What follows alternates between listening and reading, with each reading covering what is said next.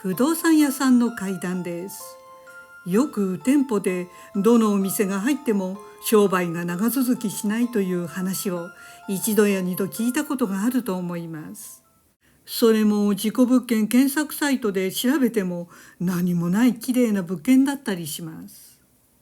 さて、これは東京練馬区にある皮膚科のクリニックに勤めることになった看護師さんが体験したお話です。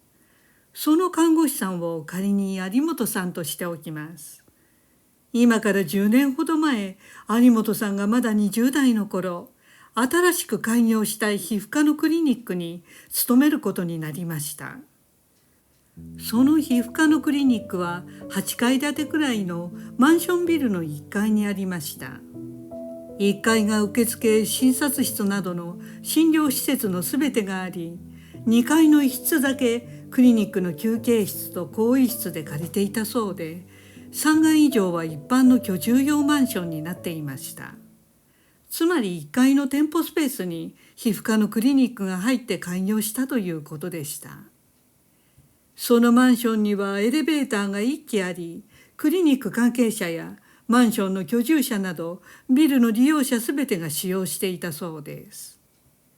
それは有本さんが仕事を始めた初日でした。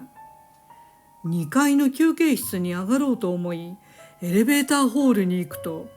なんとなくエレベーターの前に違和感があったそうです。気のせいか、そこだけ日常と違う重い雰囲気があり、有本さんはどうしてもエレベーターに乗る気がしませんでした。そこで2階ですから階段を使ったそうです。ところが次にまたエレベーターに乗ろうとした時も同じ重い違和感が消えていなかったので、有本さんはしばらくエレベーターは利用せず階段を使っていました。そんな感じで2週間ぐらい経った時にその違和感の原因が分かりました。その日有本さんがエレベーターの近くを通りかかると急におかしな気配がしました。ふと振り向くと有本さんは思わず息を飲みました。エレベーターの前に真っ黒な人影が立っていたのです。初めて黒い人の形をした影をはっきり目撃しました。有本さんは看護師ですから、こういった心霊現象にはある程度免疫がありましたが、一瞬で背筋が凍りつきました。足が止まりしばらく戸惑っていたのですが、その真っ黒な人影は消えることなくエレベーターの前でじっととどまっていました。何をするわけでもなく、ただじっと立っているという感じでした。有本さんはすぐ我に返り、エレベーターの方を見ないようにして階段を使って逃げるように2階に上がったそうです。うわ、見ちゃったと思い、有本さんはしばらく鳥肌が止まりませんでした。最初はたまたまその日だけ見えてしまったのだと思ったのですが、次の日もまた次の次の日も有本さんにはエレベーターの前を通りかかると黒い人影が見えていました。その度に鳥肌が立ったのですが、その後も毎日常にそのエレベーターの前に黒い人影は立っていました。それが何なのか、なぜ真っ黒なのか、職場の委員と関係ある霊なのか、正体は全く分かりませんでした。有本さんはさすがに恐ろしくなり、他の看護師さんやクリニックの従業員に黒い人影のことを聞いてみたところ、誰もそんな人影は見えないということで、平気でエレベーターを使っていました。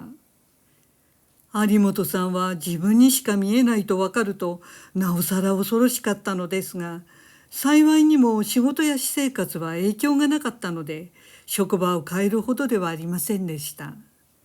ですから視線を向けないようにしてエレベーターには乗らずにやり過ごしていました。そして月日は流れ2年が経ちました。有本さんは結婚を機に遠くに引っ越すことになったので、クリニックを辞めることにしました。そして最後の最後までその黒い人影がいなくなることはなく、ついにエレベーターを一度も使いませんでした。また気になっていた黒い人影の正体も有本さんなりにネットなどで調べたのですが、最後まで全く分かりませんでした。さて、職場を離れる日、有本さんはクリニックのすぐ近くのよく行く和菓子屋さんに立ち寄りました。その和菓子屋の店主のおばあさんとは顔なじみで、たまに世間話をしていたそうです。有本さんは今まであの黒い人影のことは部外者には絶対話さないようにしていました。でももうクリニックを辞めるし最後だからと思い、その店主のおばあさんに話してみたそうです。おかみさん、実を言うとあのクリニックの1階のエレベーターの前に真っ黒な人影がいて、それも毎日見えたので本当にこの2年間怖かったんですよ、と有本さんが言うと、おばあさんがみるみる青ざめていくのが分かりました。そして真剣な面持ちで、ああやっぱりね、と意味ありげに言いました。そんなおばあさんの様子に驚いた有本さんが、それどういうことですかと聞くと、おばあさんはかの有名な事故物件検索サイトにもまず載っていない興味深い話をしてくれました。それはかなり昔のこと、昭和中期、おそらく終戦後10年くらいした頃だったようです。ですから現在のマンションビルが建つずっと前のことでした。そこには当時一軒の古いアパートが建っていたそうです。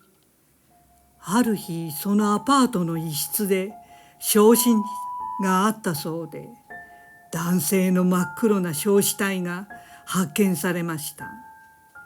その事件を知っているのは和菓子屋のおばあさんの年代の人たちだけで、有本さんなどのネット世代の人たちは誰も知らない事実でした。さて、その後同じ場所にまた新たなアパートが建てられたそうです。その2代目のアパートも外見がいつの間にか薄暗く不気味になっていき、いつしかそのアパートで黒い人影が目撃されるようになったということでした。それは炭のような真っ黒な人の形をしたもので、それも複数の人が目撃するようになりました。そして気がつくと、あのアパートは幽霊が出るという噂が広まっていました。